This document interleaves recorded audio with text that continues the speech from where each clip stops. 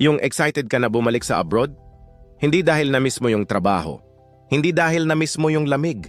Hindi dahil na-miss mo yung boss mong laging nakasimangot. Excited ka kasi. Ubus na ang ipon mo. Tabi kayo diyan. Babalik na ako sa abroad. Naubos na ang for emergency. Naubos na ang pang-negosyo. Naubos na ang pang-relax muna. Ang bilis maubos ng pera sa Pinas, no? Isang birthday, isang reunion, isang maliit na renovation ng bahay, isang painom ka naman, minsan ka lang umuwi. Tapos maya-maya, ikaw na naman ang mag-a-adjust. Habang bakasyon, ikaw ang taya. Ikaw ang sponsor. Ikaw ang inaasahan. Hindi mo na malayan. Yung pinaghirapan mo ng ilang taon, naubos lang sa isang bakasyon mo sa Pinas. Kaya ngayon, balik airport mode na ulit.